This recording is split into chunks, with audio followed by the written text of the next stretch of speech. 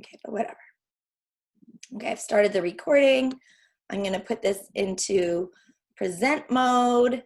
And now that I put it into present mode, I realize that I need to get the link to the slides into the chat. So let's try that.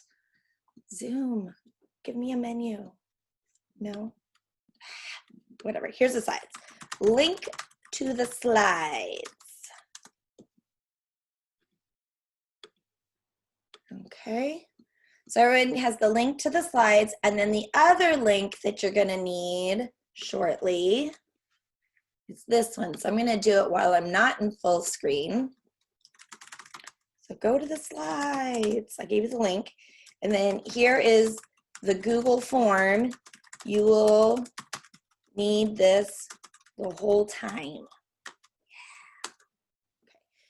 I have the link to the slides on like a bunch, or to the form on like a bunch of the slides though, so, okay.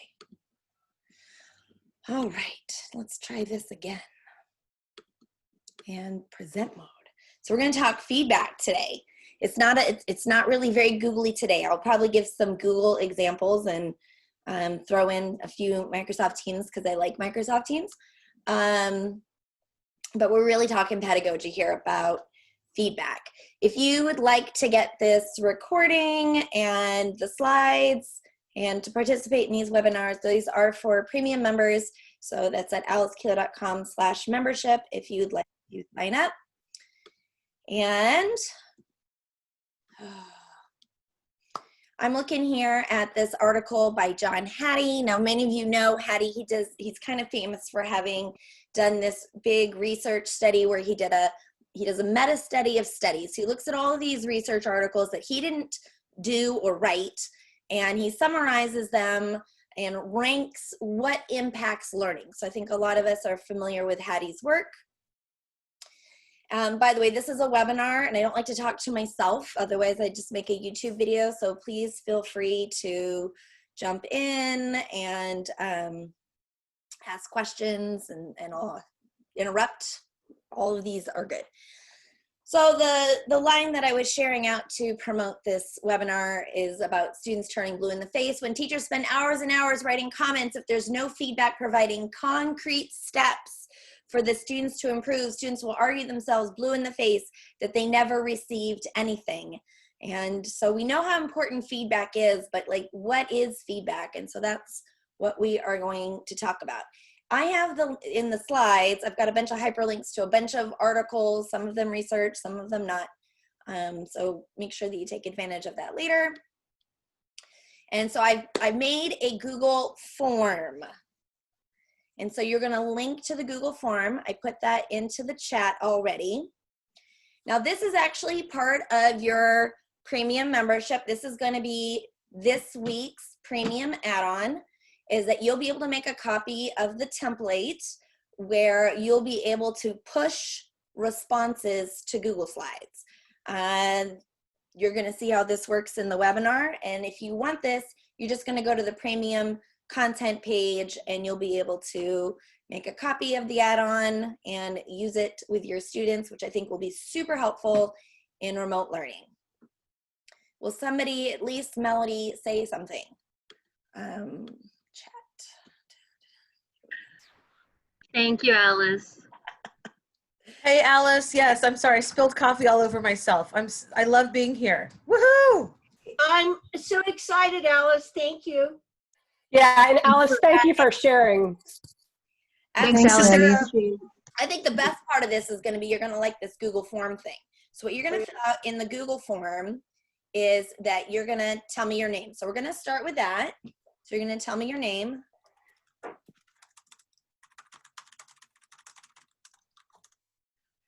And then every so often, if someone could throw the link to the slides in the chat for if anybody joins late, that would be super helpful.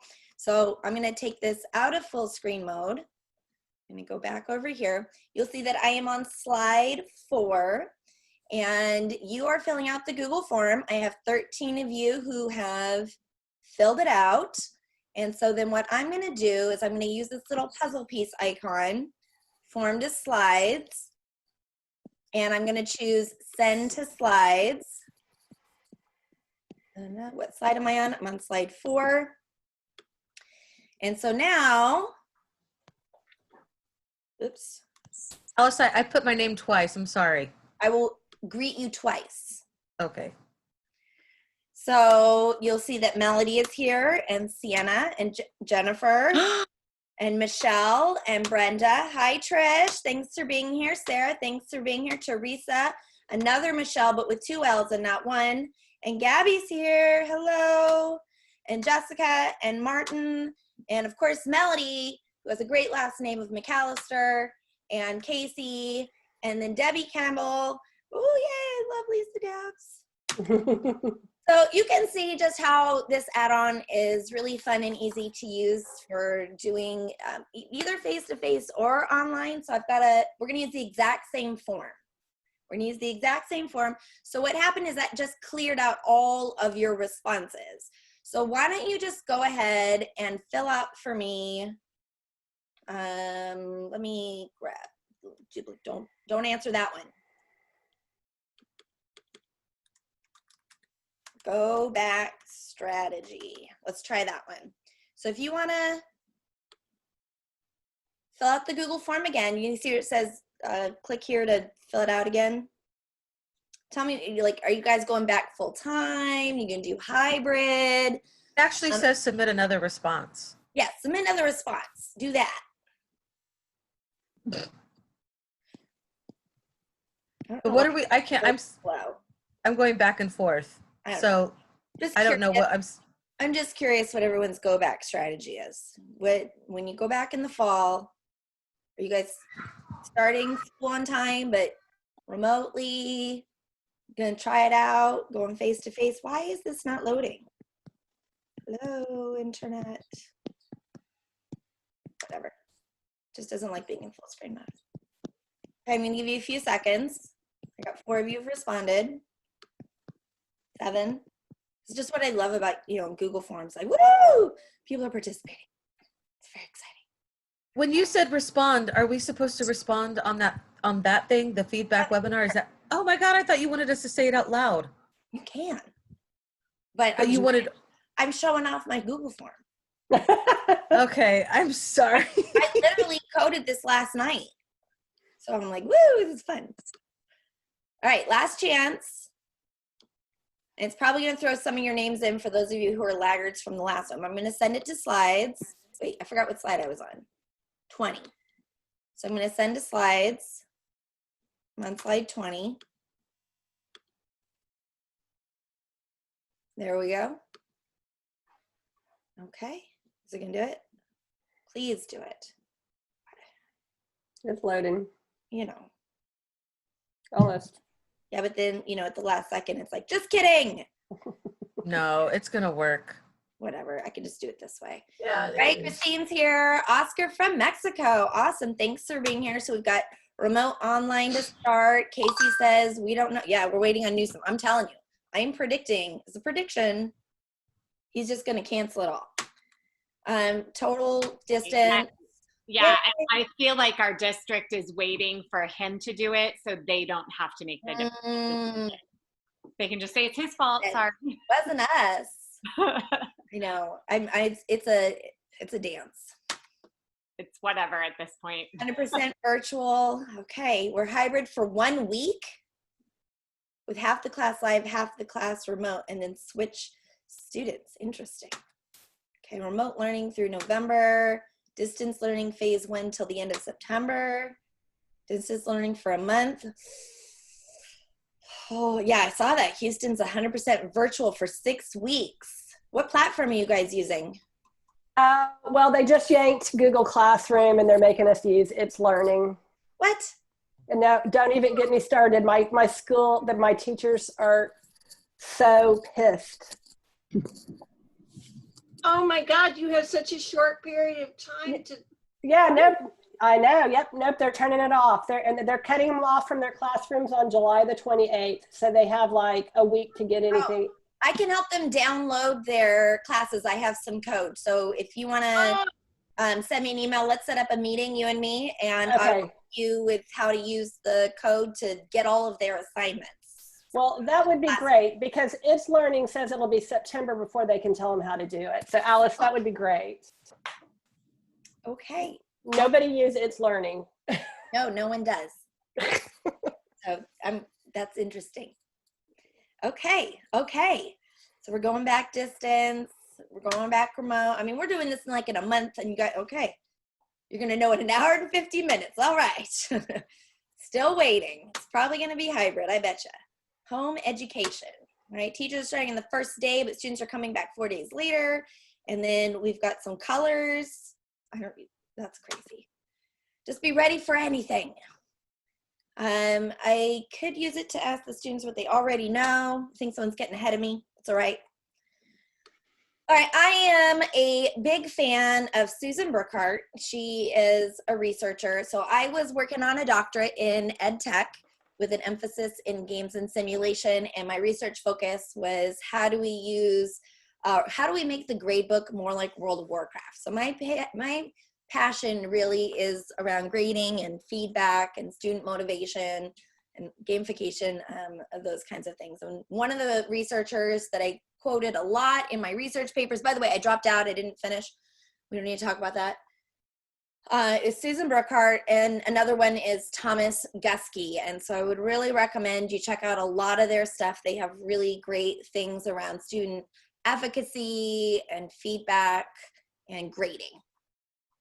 And so I was looking, if you link here on the slide, this opens up a preview of her book on how to give effective feedback. And I pulled out this quote, because students' feelings of control and self-efficacy are involved. Even well-intentioned feedback can be very destructive. You know, it's like we don't mean to, but sometimes, I mean, we've all been on the receiving end of this, right? Is you read some feedback and it hurts your feelings. And it's tough, especially when you're plowing through, you're just trying to get done. I mean, that's the bottom line, right? Because I have a lot of them to get through, and sometimes I always like to say tact is my worst quality. I got a lot of other good ones, tact ain't it. So it's really important to really think about how is the student going to receive it. Hey, Alice, who's the other person that you said other than Susan? Thomas Guskey. Here, I'll just add a slide with both their names. Okay, perfect. I'll do this one. So we've got Susan Burkhart, Thomas Guskey. Did I start the recording? I think so. You said you Yes, were. it's recording. Okay, just checking. Just, that moment of paranoia. And another person that I really like a lot is Rick Romelli. Oh, yeah, he's great. Is that spelled right? What about Grant Wiggins? Did you look at his work? I have a Grant Wiggins Okay. quote in here, or link, yeah. But my go-tos for like grading and things like that is Susan Burkhart, Thomas Guskey, Okay, and Rick Romelli. And I am all prepared to say all kinds of controversial things today. Feel free to yell at me. My first one is that grades are not feedback. You can argue with me if you'd like.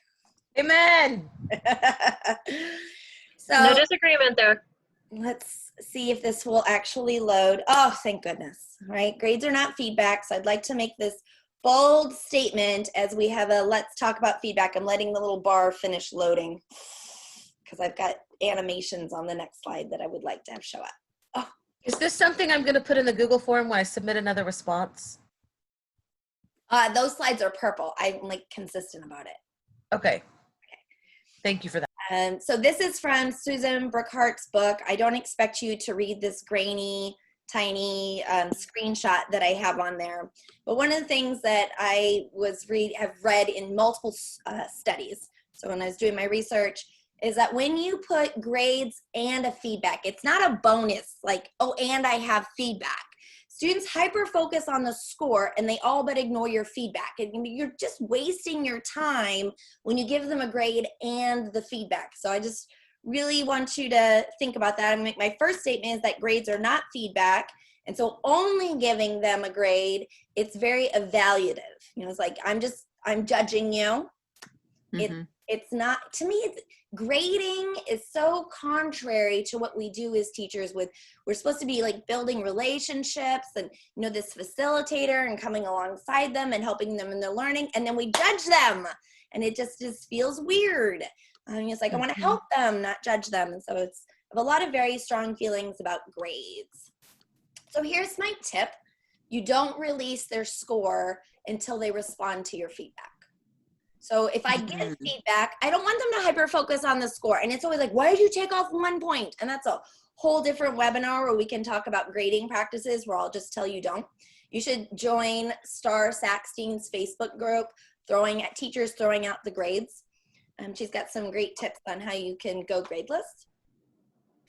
But if you're going to do grades, you know, if you gave feedback, you want them to learn from it. You don't want to like write on their paper and they throw it in the trash, and then everyone's in a grumpy mood because you stayed up all night giving feedback and they didn't even read it. That makes me grumpy. You said we could interrupt, so I do have a question. Of course. Are you talking about, you know, at some point or another, we obviously have got to put a grade in the grade book? I mean, we'll have that conversation in another webinar. Okay, because I mean, you're required to, you know, in the district, they've got to get a grade for the quarter. For the quarter, sure. So if you would join, check out Star Saxton. Star has 2 R's, S-T-A-R-R. Okay. And Saxton, S-A-C-K-S-T-E-I-N. She's got a book. She's got a couple of books that are worth checking out. She's got a competing Don't Do Homework book. You know, I've got Ditch That Homework. She also has a Don't Do Homework book. But she's into, as I am, not doing the grades. So what we all do is at the end of this, you know, we have a lot of evidence. I have a rubric, what describes success. I just don't base it on averaging and total cumulative points. Okay. Did they demonstrate learning or not? And we have conferences with the students, and we agree on their grade. And I've actually had very good success doing that. It's once in a while, I have someone who just thinks they should get an A when they've done nothing. Oh, yeah. And in that case, we just have to agree to disagree. And ultimately, I put the grade down in the grade book, but that I think that they have. But I do try to make it participatory. Okay, but anyway, that's a whole nother webinar. I mean, grades are my thing, so we should definitely do that sometime. Okay, thank you. So when you look at the article by Susan Burkhart, she points out that a lot of the research does indeed support that, you know, it's not a value add to give a grade with feedback, but then it also talked about the kind of feedback. Is the feedback informative or is it judgmental? Because how the student takes in the feedback impacts how they perceive the feedback. Is it even being feedback? And the grade part influences there a little bit in the fact of type of the feedback that you give. Okay, so no, doesn't want to load. Just kidding. Was that the one I wanted? Yeah. So we're going to do what is feedback. That is on the Google form. So in your opinion, where'd the chat go? Chat, Google form, just in case you need it. How would you define feedback? I already said grades are not feedback, so I'm just throwing out my controversial statement right there. How would you define it? All right.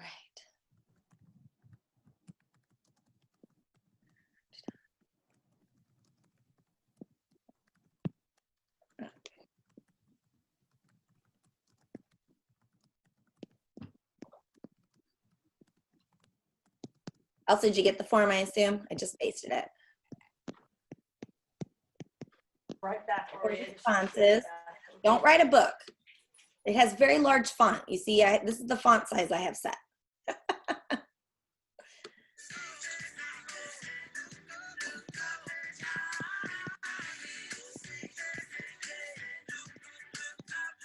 I wrote a book. I can't help it. Okay, we'll see what happens. I wish you would have said don't write it like at the. That's a loaded question. What is feedback? Don't write a story. Hello. It's a loaded question, and I can't like go over all of them, so I'll kind of touch on a few of your responses.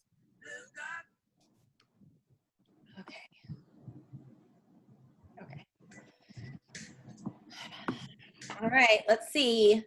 We got 13. We ready? Last chance. Just submit it. Just submit whatever you got.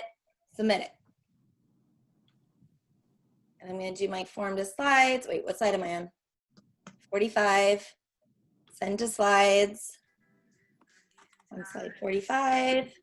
I really like this webinar. I'm glad I'm here. Thanks. I'm glad you're here too.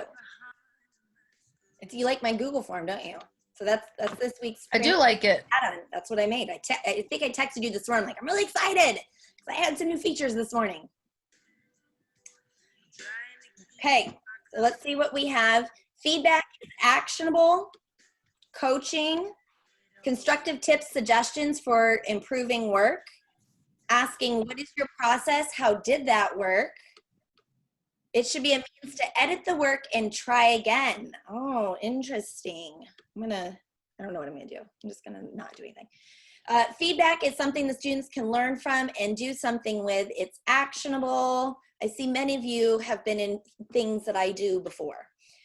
Information to help a student improve. Is this your book, Melody? Yes, don't read it because now I feel stupid. I see the word feedback a lot of times, but the thing that stood out for me is not criticism. Feedback is not criticism. It's a teacher response to student work that can help them improve. Thanks, Sienna. Feedback is providing information on students to where they are on the learning progression and guide to going forward. And feedback should push students to think more deeply, communicating how I see the students in their learning process, effective evaluation. And feedback is a conversation between the student and teacher about work presented. So if you go and look at the articles that I have linked in here, feedback has to be, yes, actionable. It has to be goal-oriented, something that they can do. Otherwise, see, I think it's the Grant Wiggins article, mentioned like, you're giving advice. Advice is not feedback. Somewhere I'm just gonna let it go. It's linked in here somewhere. It's a good read, the whole thing. So I'm not gonna just highlight little pieces of it. But he gives some specific examples of when you say something to someone, like, you don't have enough detail on here, that is advice. You're not giving them specific goal-oriented things to do. And I wanted to come back to Christine's with the try again. I mean, why am I giving feedback if I'm just flinging it at them and walking away? They should do something with it. That's what we mean by actionable. Because I'm like, I want you to learn from this, like to progress and get better. And so if I'm going to give feedback, I want them to do something with it. They should try again. And I would like to argue it should improve their score. It's where do they end up? The teaching process is a loop. So I'm going to get into that right here. This is, to me, the most powerful thing that we do is do a feedback loop. We don't just write comments on their paper. We let them think, we give them some feedback that's actionable, and they have to think some more. And it's this back and forth that really improves learning. If you look at Vygotsky's zone of proximal development, it says, you can only get yourself so far, and then you need someone to help take you further. So that's our role as teachers, is that take you further in the Vygotsky zone of proximal development. Is students turn in work, that's where they're at. And then I want to take them further than that. How do I take them further than that? I give them something that they can do to improve on, and then I want them to resubmit. And it's really hard to do that when we're using paper. But now that we're using digital tools, that it becomes a lot more feasible to do that. And I have a variety of ways that I like to do it. We're going to talk about it. This is linked up here to an Edutopia article, 5 research-based tips for providing students with meaningful feedback. So, when students are trying to produce skills, they must get information that tells them whether or not, not sure who's making this, but when people are trying to learn new skills, they must get some information that tells them whether or not they are doing the right thing. Learning in the classroom is no exception. Both the mastery of content and, more importantly, the mastery of how to think requires trial and error learning. So I'd like to encourage you to rethink how you assign your assignments. I think a lot of times I will just talk about myself. What I've done in the past, I assign it, I collect it, I put a score on it, and I move on to the next assignment. And then I tell the kids that they should have cared about the learning. Mm-hmm.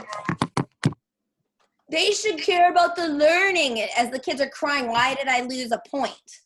You're like, you shouldn't care about the points. That's what I demonstrated to them was important. My system showed them that what's important is they get it right the first time or not, because I moved on. We moved on. I guess here's your low score. Good luck on the next one. Like, no. Like, you're supposed to show me, if I am assessing it, let's do it until I'm satisfied with your response. And it's really time consuming. It just really requires that we change up the kinds of assignments and the things that we do in the classroom. So I have another Google form for you. Same Google form, by the way. If you will submit another response. Digital ways to provide a feedback loop.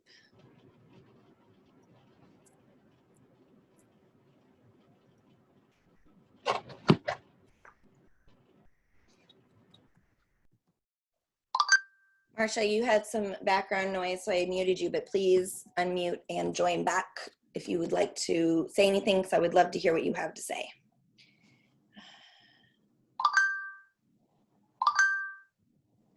Okay.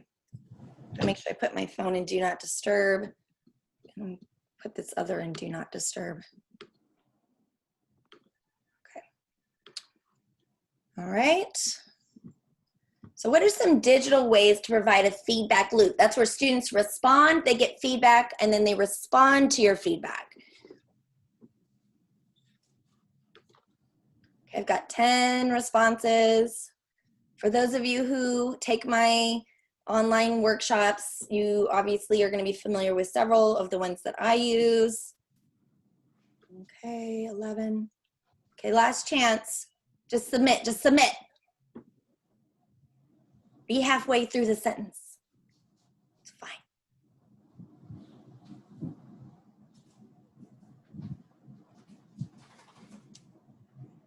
Okay, I'm gonna do it. I always forget to look at what slide I'm on. I'm on 62. So the good news, bad news is, you know, I can never remember what slide I'm on because you guys add slides and then whatever I started with, it's no longer that slide. So I'm on slide 62. And you're gonna see it's gonna wipe out all 15 of these. Gone. It stuck them into my Google Slides. So we can do comments on the assignments. So comments are comments. That's if you are requiring that, if you're in like a Google Doc and you're inserting the comments, do they have to reply to them? You know, what are they going to do with them? So think about the loop part as well, as how do we make sure they come back to it? Yes, Google Classroom or Teams in the channel or streams. You know, one of the things that I do is I announce that I gave feedback. So in the stream or in Google Teams on the chat, I say, hey, I left feedback on, and I number all of my assignments. That's really my bestest best tip. I'm like, I went through and I gave feedback on number 12. I want you to go back and take a look at that. And again, my trick is I don't release their score until they respond to my feedback. And in both Classroom and Teams, I can return it without a score and they can resubmit. And that is my trick. Yes, and this is one of my favorites is private comments in Google Classroom. It's just that conversation. To me, this is the bestest reason you should use Google Classroom is the private comments. Sienna thinks so too. You can do comments on a Google Doc, but again, thinking about how they're going to reply. Excuse me. Yes, you can do private comments and you can do videos. I like to use Screencastify to give that feedback, but then again, I'm going to return it to them without that score so that they can update it. You can use Cami. You can answer in the private comments. Yes, many of you know me. I love Flipgrid. That's a really great way to, like, how do I know kids are doing the work themselves? You know, video is a good way to do that. Sienna, I'm going to answer your question in a second. Google Forms would be a possible way. The problem with forms is they are really one way, right? The students submit something into a Google form. For me to, if I do use the feedback options in Google Forms, which to me is not ideal. It's a lot of scrolling and a lot of clicking, And even then the students, they get a notification that their score was released, and then they got to find the email, they got to click on the button, they have to open it up and go look for your feedback. They probably won't.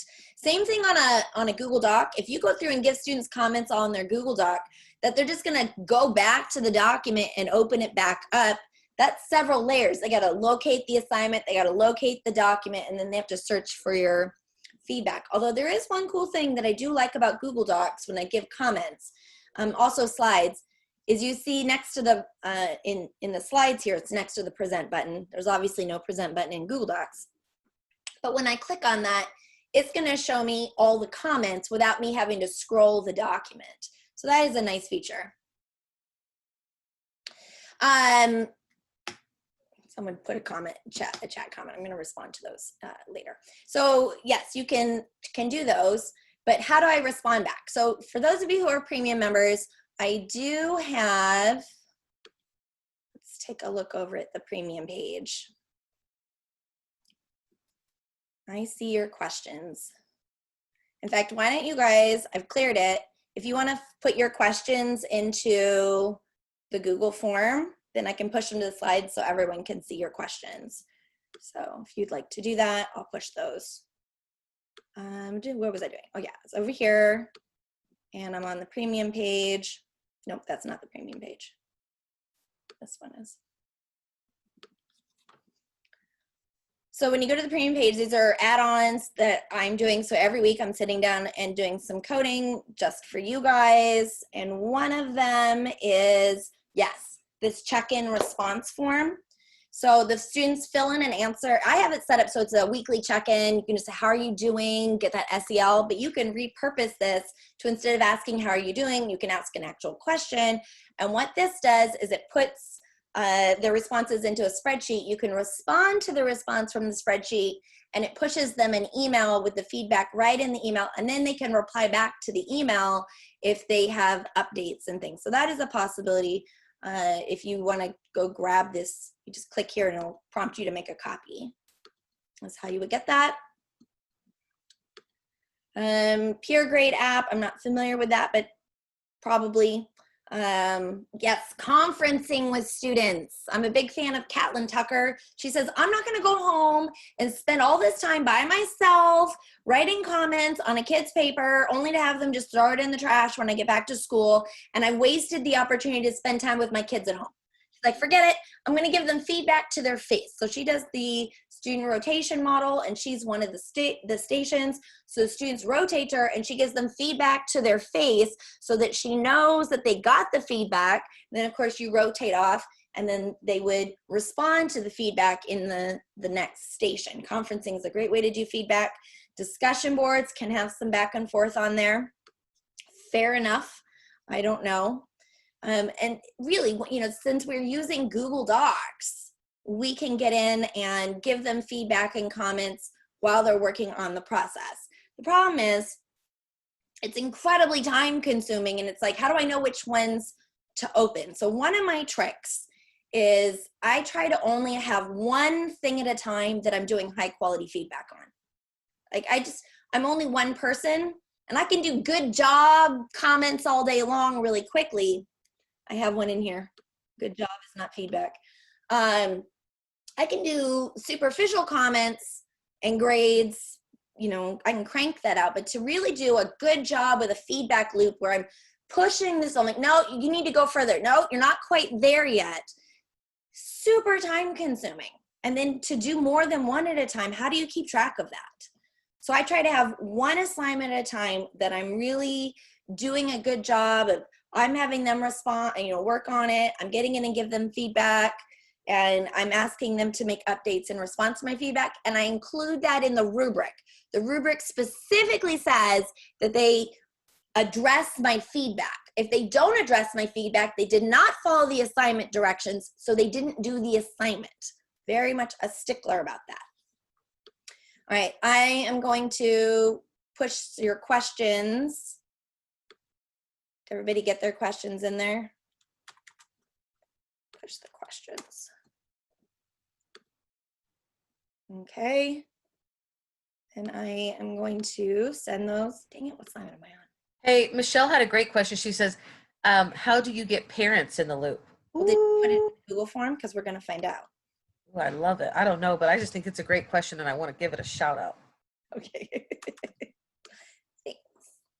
I appreciate you monitoring the chat for me because it's hard to multitask. Let's see if it made it in here. I'm going to go ahead and add this slide so we can see it's different.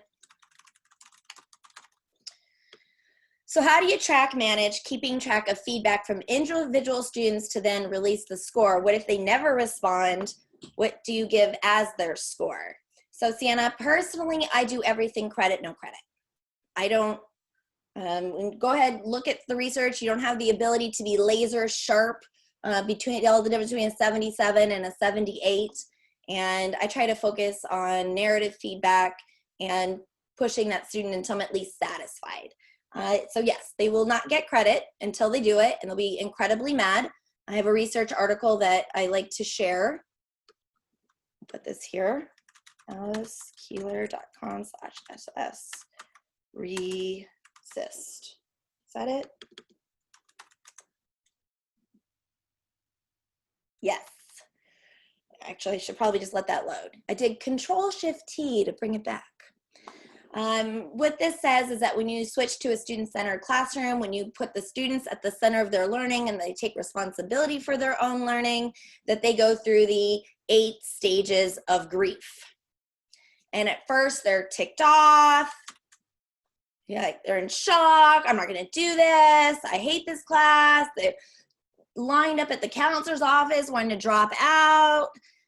But they come around. They do like it better. They've just been conditioned that they just like, here's the assignment, turn it in, get a grade, move on to the next one. And then we wonder why they cheat. It's because we haven't made it about learning. We haven't valued having that conversation. I believe in my soul that students would rather learn than eat. So if we design it to say, look, I'm going to help you. If you show me that you learn, if you grow, I'm going to give you full credit. Because as soon as you take off points, they're just angry. They're like, I knew I couldn't do it. I mean, a lot of it is just confidence building, and success builds success. So at first they're upset with me, like, you won't give me credit. You know, I turned something in, I pooped on the paper. Shouldn't I get some credit? I'm like, no, you're supposed to respond to my feedback in a way that I feel satisfied. And that might not be that they get the right answer, but that I feel that that student is at least grown from my feedback, and then I give them credit and I move on, and I believe that they will get the hang of it. At first it's a trust issue. They don't get it. They don't understand what you're doing.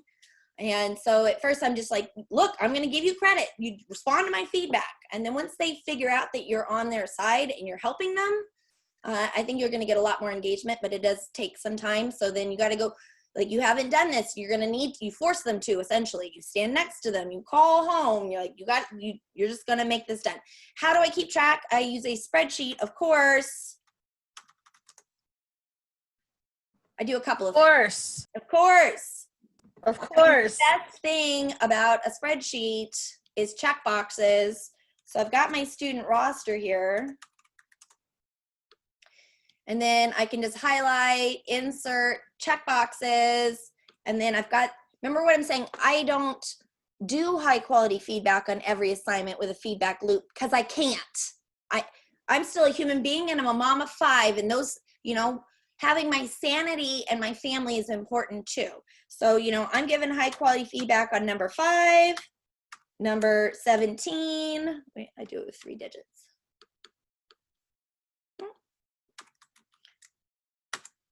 Number 31, whatever. And then I can, you know, check them off is one way that I would do it. If I ask a student, like I'm really at the tail end of checking this. I'm not going to come back to the assignment like, did anyone turn anything in? Did anyone turn anything in? So I have a couple of tricks on that. But I've got one student that I'm really trying to do this with. I will copy the link when I'm looking in Google Classroom, and I'm looking at their work in the private comments. If I copy the link at the top, that's going to open back up that assignment to that student. I will actually go to Google Calendar and I will just put it on the calendar. Come back and look at this assignment, either for the whole class or for specific students, you know, in a week or in 3 days. and so I can go check and follow up. So I actually put on my calendar and schedule when I'm going to follow up with these. But again, I try to limit how many of these I have, but I'm going to get a lot out of it. It's going to take a lot of my time, but it's going to be the best learning I get out of all my kids. And I feel really confident that they know something, and it's going to be really rewarding eventually. At first, they'll be really mad. How's advice not part of feedback? So that is the conversation, is really defining feedback. And I think it's, I hate to give this example, but you know, like the Supreme Court justice says, I can't define porn, but I know it when I see it. That's a famous quote, right? I think feedback and a lot of other things are the same way. Is we all kind of have a definition of it, and things that we consider, and to really put it in words is very challenging. So we're defining feedback is that actionable things that help them to improve. I think it's the perception of the student as you're just telling them kind of general things, but they're not really understanding how to take that as an action step. And I would encourage you to take a look at that Grant Wiggins article, because he's got some specific things on there as to what he says is advice and what he says is feedback. So there are ways to keep up with the feedback loops or iterations. I kind of already covered that. I limit how many I do. I schedule my calendar to come back to it. If you're using Google Classroom, I actually require students to leave me a private comment when they submit to, because then it pushes me an email. And so now I know that they've made some updates. So if they update their work, they not only have to resubmit it, they have to explain what they updated, because I'm not going to read the whole thing again. Like, okay, so what did you do? Tell me what changes that you made, and I have them put that into the private comments. I know some people do this with a Google form. When they resubmit work, they have to fill out a Google form to say, can you look at this again? So that's a nice way to keep track as well. And by the way, in your Google form, if you go to the responses tab and you do the 3 dots, you can get email notifications for new responses. So if you have a Google form that says, hey, check my work again, which is not a bad idea, get email responses or email notifications for new responses would be important, because you're not going to keep checking this form every day. How do I get into my new Google site? You're going to email me and I will send you the link. You should get in Saturday mornings. I'm sending out the premium member email with the new workshops, webinars, drip workshops, premium content. I'm sending those out on Saturday mornings. If you don't get it, you just can't find it, no big deal. Just email me, alice@fresnoteach.org, and I'll get that for you. I will also look up that you are a member. Right? Yes. Here's the thing. I don't think my students ever see them. You should know they see them. I'm not going to give feedback, which I'm going to call different from comments. I'm not going to give feedback without expecting that they respond to it. You know, the idea of feedback is I'm helping them improve. I'm telling them specifically what they can do to improve. So you know what, now you got to do those things. And again, I build that into my rubric. Okay.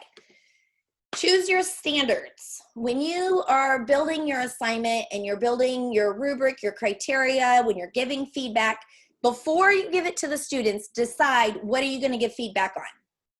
If you're just like, I'm just going to give feedback on anything they turn in, it is exhausting for you, because you start with the first, I don't know about you, I do this. I start with the first student and I write them like a book. And I'm like doing this really awesome job of like telling them everything they could improve, and these things were really cool. And then 5 students into it, I'm tired. And then by the time that I get down to Zach, which by the way, I'm morally opposed to grading alphabetically for exactly this reason, Zach's getting good job. And it's just because I'm a human being and I'm tired and I can't keep up giving this high quality feedback for every single student in the pile. So when you assign something, what is it that you really want them to progress on? That these are the things that you're going to give feedback on. They might have, their spelling might be terrible. They did something else terrible.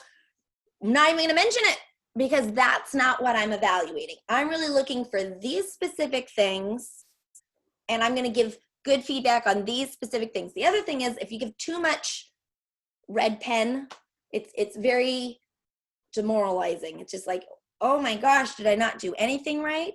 So really less is more sometimes, is giving them 1 or 2 specific things they can improve on, even if there's 50 things they could improve on. Pick 1 or 2 that you really want to focus on, because I think you can only really digest so much. So if we want them to learn from it, like this is what these 2 things, 3 maybe. Restrict your feedback down to a couple of key standards and be okay with that's what I'm assessing for this assignment rather than all of it. Because good job is not feedback. The feedback has to be actionable. You got to tell the students specifically what they did well on and specifically what they can improve on. Specifically, which obviously is time consuming, but that's what makes your feedback more effective, is they feel like it's personal, it's directed at them. I try to include their name, even when I'm copying and pasting, which I do a lot of. And I just replace the name of the student when I copy and paste. That's one of the nice things about doing digital feedback. But I want to be able to tell them, you know, here's not just that you did a good job, but that you use sentence structure correctly. I'm a math teacher. I don't even know why I'm using English examples. I have no idea what I'm talking about. And then how they can improve on it. And then I expect them to improve on it. Alice, I think that what you just said is absolutely key to what makes good conferences and productive conferences. This slide right here. Yes, yes. Okay, so we have on the side here, the add-on is not in Google, won't show up when I'm looking for it, so in order to get the add-on to numerous forms. Okay, so Michelle is asking a question about this particular add-on. What you would do is you would go to the premium page, you would click here to make a copy of the add-on, and then when you add questions, when you import a question, you can import questions from another form, but I'm not sure if you're talking about this add-on, because this add-on is really specific to that you're trying to elicit some response and send it to Google Slides. If you mean the check-in form, yeah, the check-in response form, sorry. This one is the slides on. The check-in response form, you can just import questions from another Google form. That's the import questions button. You want me to elaborate, Alice? I mean, if I click here, it says, go grab some questions from another form. So you said, how do I put this add-on into a different form? Yes, that's what I'm talking about. Do I have to continuously make a copy of this form with the add-on? Because if I go to the add-on store, this add-on is not going to be there. No. So how do I get this on, let's say, 15 different forms? Import them. Well, I mean, whatever the add-on is for forms, you're going to make the copy of the template and then you're going to import them in. So for example, I've got some add-ons for Google Slides, like the game, you can roll dice. So if you go to alicekeeler.com/dice slides, so this will turn your Google Slides into a game. I have a premium version that is obviously on the premium page. Here's my premium dice slides. So we'll click there. So the premium version puts the dice rolls into the slides.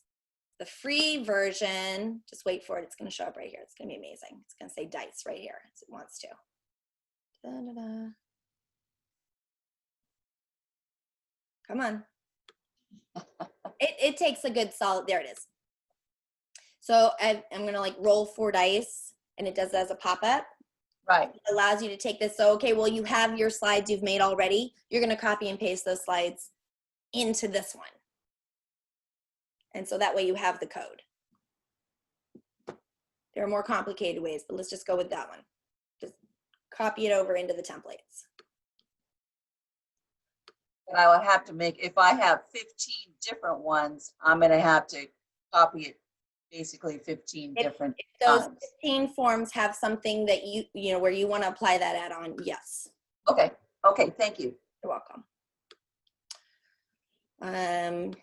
But then the code's in there, so then it stays on. Where's the link on this one? Dang it. Probably was in this article, one of them. This is the Grant Wiggins one. Actionable, user-friendly, timely. well, they all basically said this, you know, the distance between a student getting feedback, you know, the finishing and them getting feedback, the longer the gap between a student finishing something they think that they're done and them getting feedback on it, the less they care.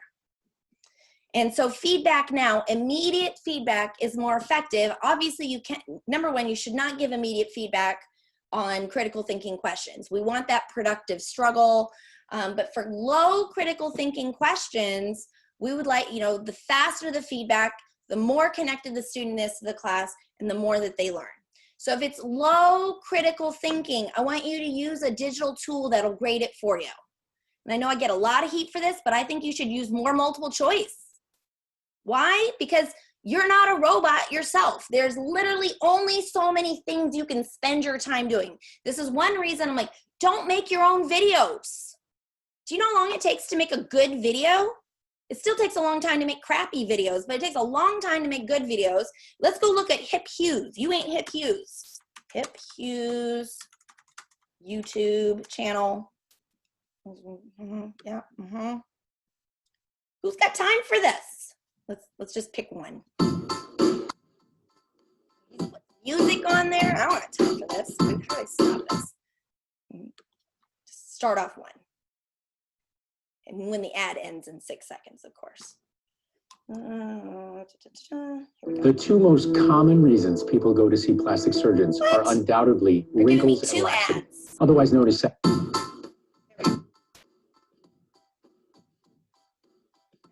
Random one.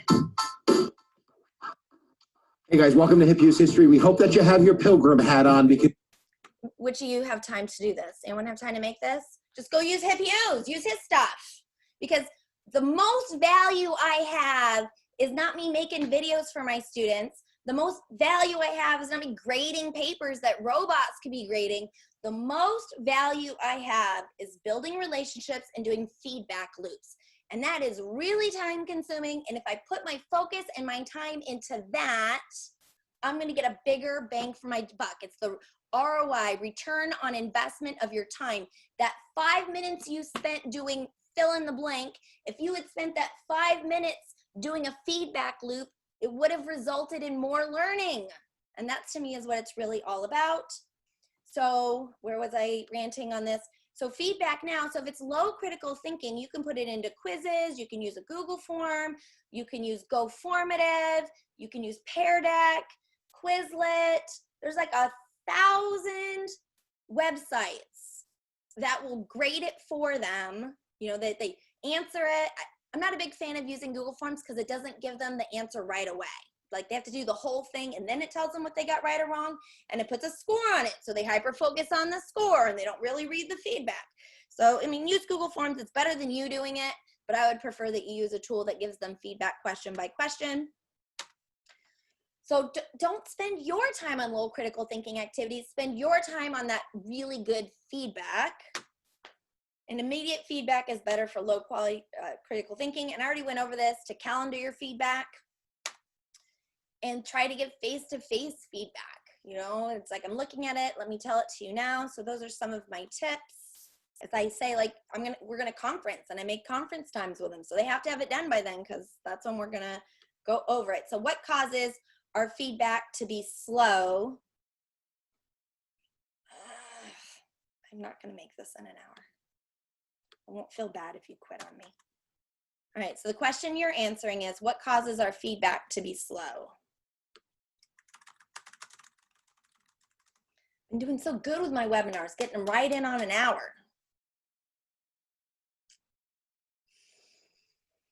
So Debbie, quizzes gives feedback question by question. I mean, I think a lot of them do Quizlet.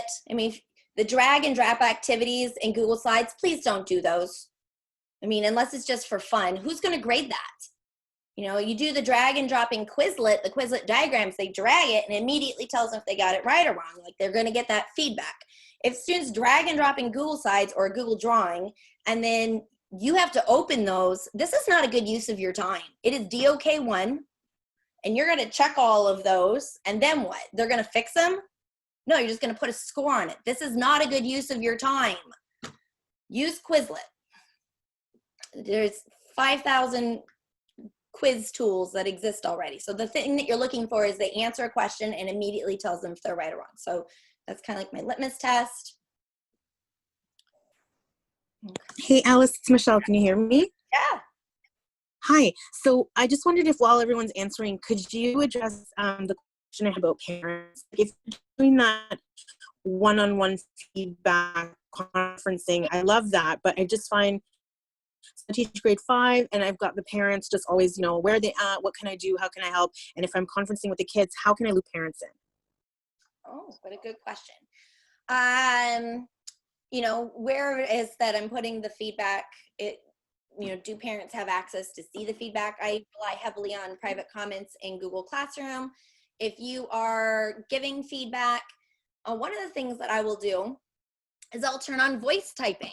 So like I'm on my phone, so if I'm doing a face-to-face conference, I sometimes will do this.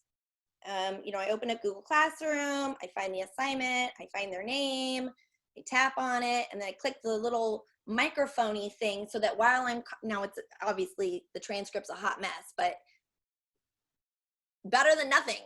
And I just let it transcribe, while I'm talking to them and stick it in there. So you could do that with a Google form as well. Having some sort of a system where you're making a newsletter for each parent. This is very time consuming. I have something I coded in the past. Thanks for reminding me of this. I should make it again.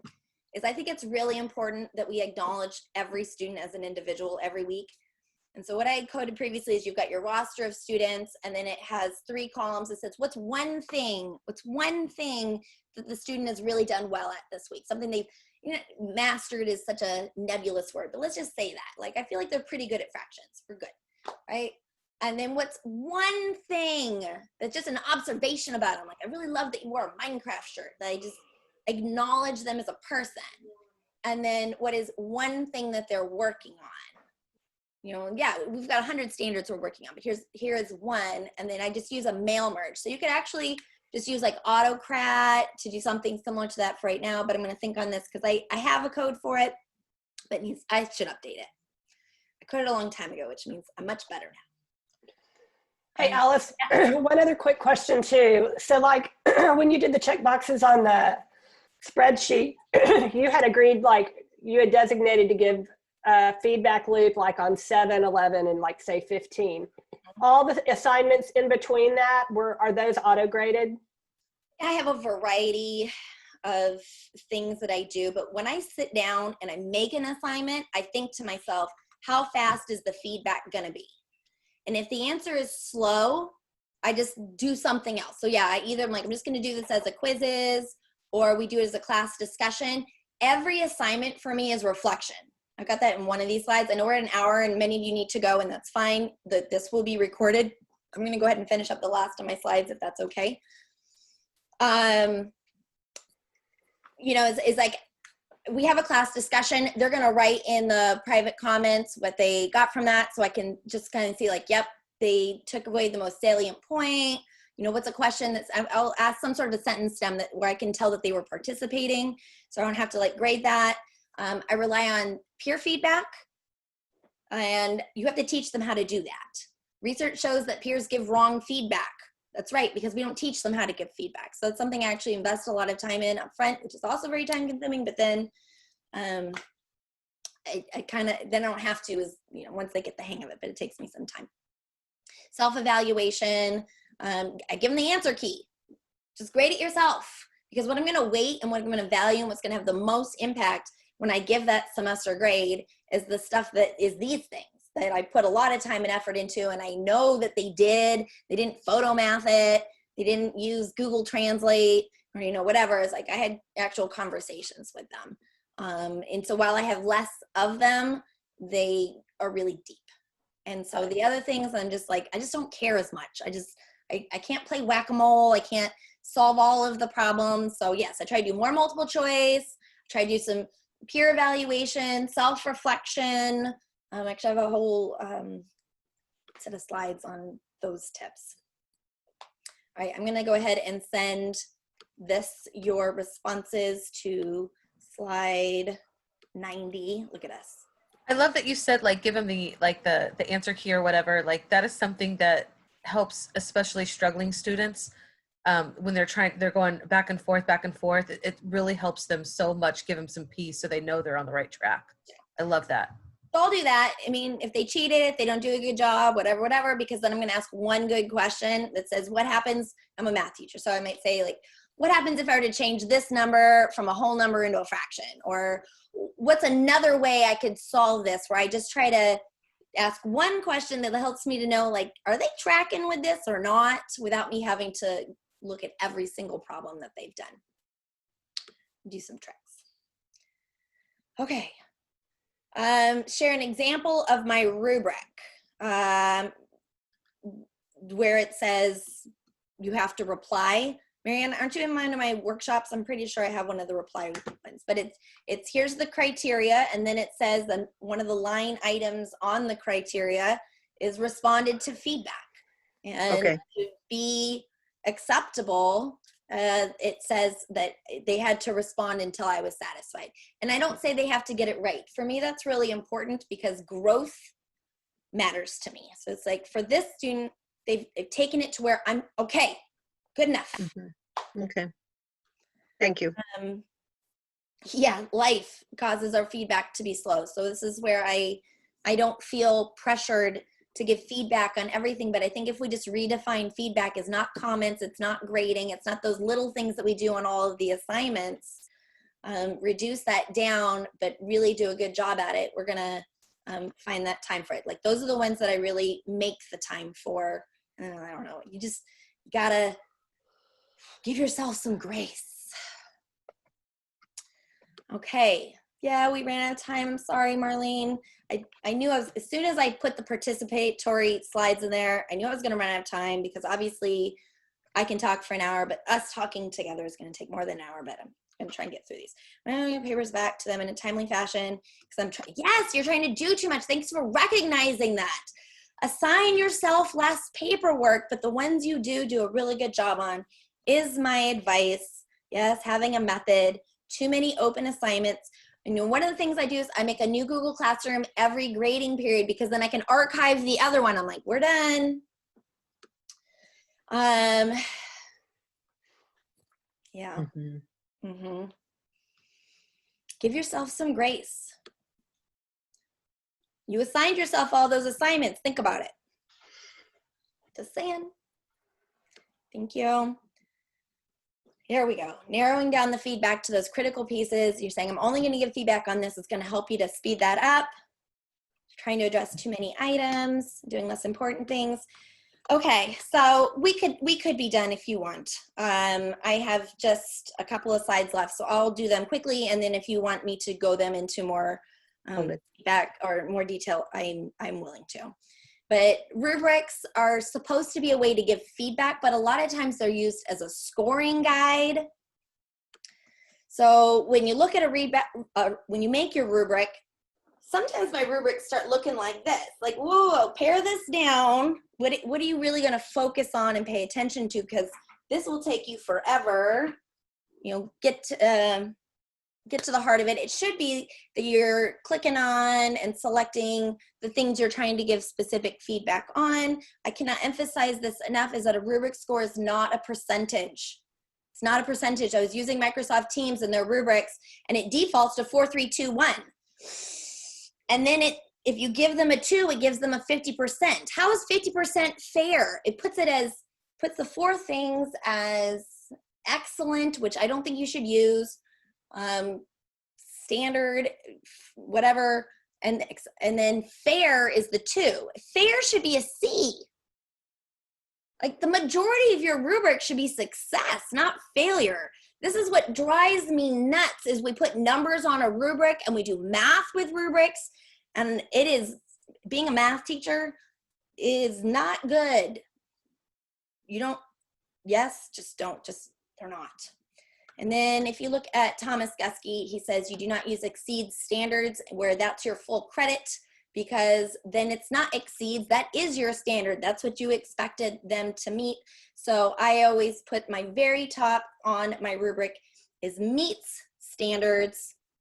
And if you're not familiar with the single point rubric, that is with Jennifer Gonzalez, which says, you know what, I can't make this grid where I can detail out exactly what should go in each of the boxes of what is meets, approaches, below, and poor. Like, how do I detail that exactly? She says, forget it. You put your criteria in the middle, and then you give them narrative specifically what to improve and what they did well. And I do have the link to her blog post there. And then I have students give themselves feedback. I feel very strongly about this. They should never, ever submit an assignment without filling out the rubric themselves first. You should not be the first one to fill out that rubric. I feel very strongly about that. They should self-evaluate, and that's a great way for them to give themselves feedback. They have to reflect on every assignment. So again, they're giving themselves feedback. And a lot of times I can read the reflection and I can tell that they learned that I don't need to look at the entire assignment depending on what it is. And sometimes I just say the reflection is the assignment. I just want to see that you learned something out of it. Tell me what you got out of it. That's going to be more meaningful to me than sometimes looking at their worksheet or activity. Okay. Oh, that's my last slides. So any questions, and I will do them on the recording, and then I'll ask again for off the recording.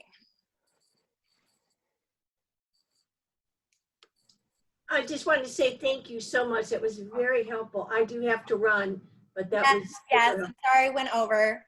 That's okay. No, thank you.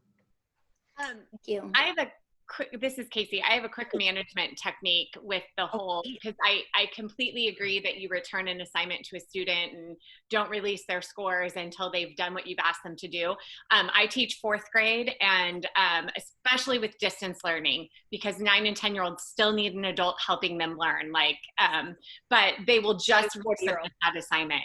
They will just resubmit that assignment, and I want to like lose my mind. And so I guess I need a calming tool or some kind, I mean, it doesn't matter how much I tell them or tell their parents, and I can't drink wine all day while I teach. It's unprofessional. So what can I do from that perspective? I used your, and I felt like it helped for me. I don't know that it helped for them at all, but I used your idea of like, if I give you a 4, that means it's good. It's gotten full credit. If I give you a 3, that means you could look and there's something that you might change for next time, but basically you probably got full credit. 2, you need to fix this. 1, you turn this to me unsubmitted, because I have a lot of that. Like they just click turn in and nothing's done. I think you're not going to look at it.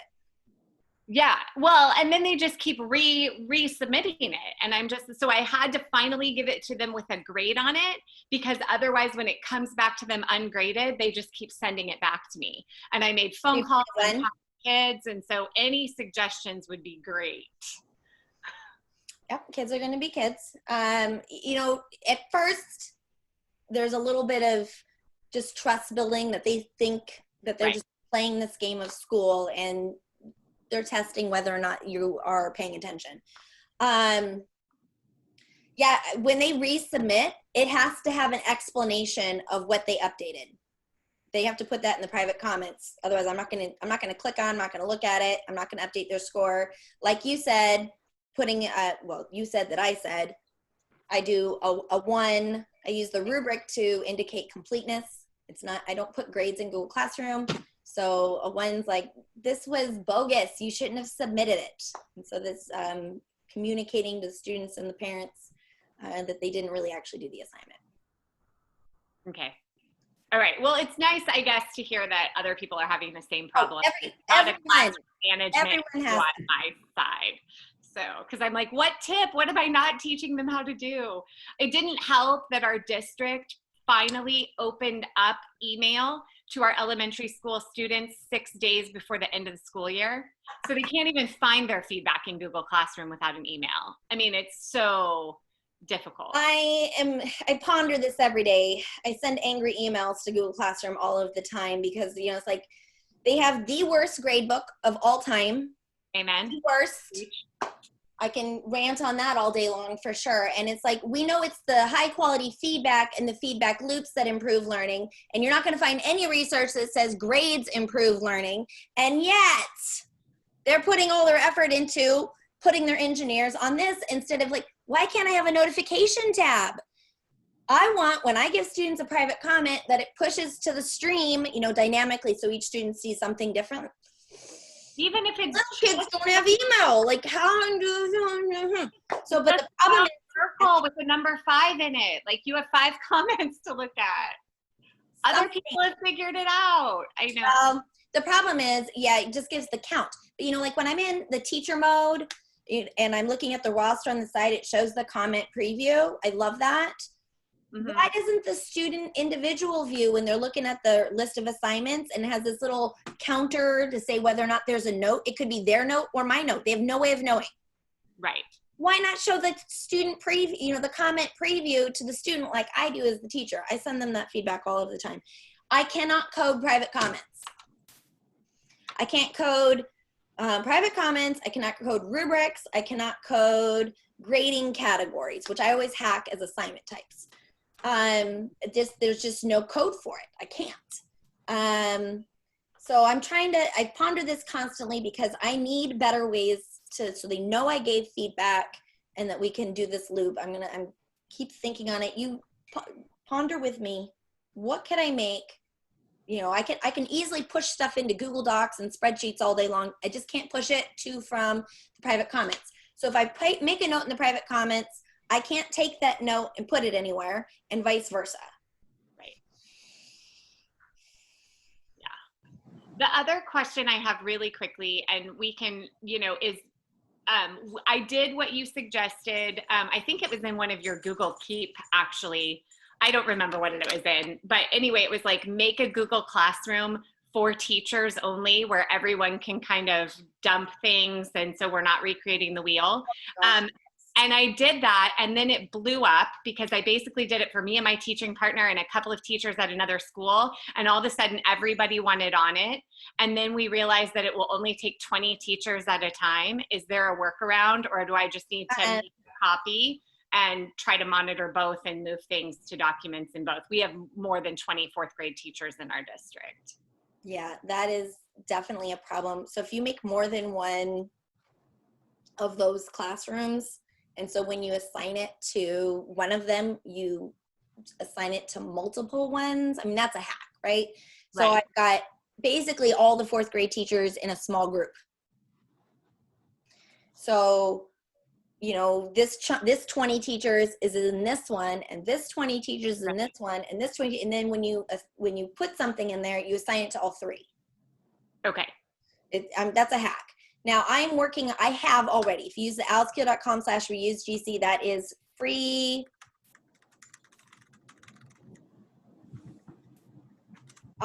This is like my bread and butter. I love it. It allows me to reuse multiple Google Classroom assignments at once. And it gives me the list of all my assignments so I can read them without scrolling, and I can checkbox them, because you know what happens when you reuse posts? It's unpleasant. And so this just makes it a much nicer experience to reuse them, so I could reuse them, you know, from the repository into the regular class that I have. The problem is it's actually grabbing the attachments out of the original Google Classroom, and there's some reasons why I have to do that. So I'm working on thinking how I can change the sharing permissions on those attachments so that they stand alone, so that you could just share the spreadsheet with anybody, and then they could just literally just push a button and push them to their class from the spreadsheet. This is a high priority for me. We all need this. So I'm gonna try and fix that for you, is the answer eventually. Well, the hack was great, and it blew up and got, yeah. Well, I'm so happy to hear though that you're doing that. You know, it's like there's so much wheel recreation.